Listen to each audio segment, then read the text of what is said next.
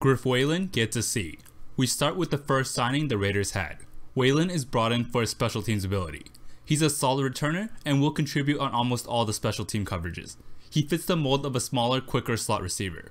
He signed a small deal, and really anything beyond special teams would be a bonus. Derek Carrier gets a B. Carrier filled a need at signing. He's a good blocker and still very athletic. John Gruden's offense relies on multiple versatile tight ends.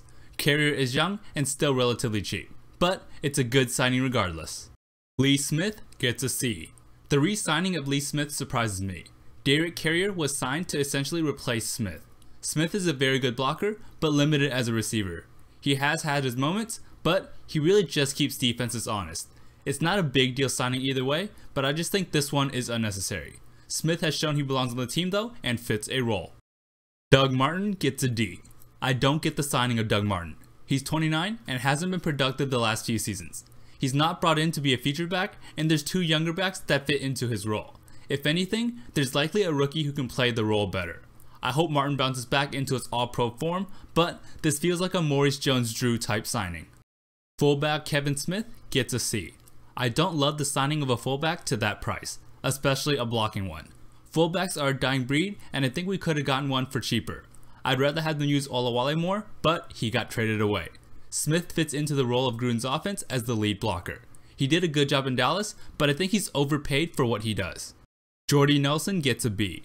Nelson essentially replaced Michael Crabtree with another year of guaranteed money. The problem is, Nelson is 2 years older and has a game more predicated on speed. One thing that doesn't age though is hands. Nelson is very sure-handed and a threat in the red zone. I like the signing overall, but I just feel as though we already had a similar player who was younger in Crabtree. Linebacker Tahir Whitehead gets an A. The Raiders finally shored up their linebacker position with Whitehead. No, he's not a game changer, but he is a solid starter in the NFL. More importantly, he's versatile and can play all three linebacker positions well. He turns a bad linebacker group into an average one. Ideally, he's the second best linebacker in the group, but it's nice to see McKenzie finally paying that group some attention. Marcus Gilchrist gets an A.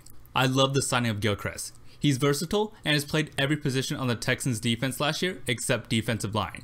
He matches up all over the defense and can fill any hole in the secondary should it be needed.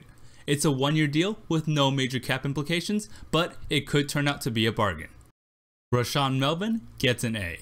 The best signing in my opinion is Rashaan Melvin. He's a big corner at 6'2 and still young at 28. Being on the Colts might have hurt his stock, but he's still a very good corner. He lined up against the top receivers last year and was good. He's not a shutdown corner, but certainly a starter and borderline number one. With Trumaine Johnson getting $15 million a year annually, Melvin can turn out to be a great bargain. Cornerback Shareece Wright gets a B-. The Raiders at least needed two cornerbacks and got a slot one in Shareece Wright. Again, he fills a hole on a really cheap contract. He can play outside cornerback if needed, showing his versatile skill set. He won't make you wish he was replaced, and that's saying something after seeing the Raiders corners last year. Good value to production signing by McKenzie. Tank Carradine gets a C. Lastly, we have Tank Carradine, formerly of the Niners. This is just Reggie McKenzie taking a shot on a talented player. The upside is there for the Raiders. He's only had 5.5 sacks in his career and isn't getting paid a whole lot. I don't think he will produce, but no harm in taking a shot. He's not getting paid a whole lot and not a big deal either way.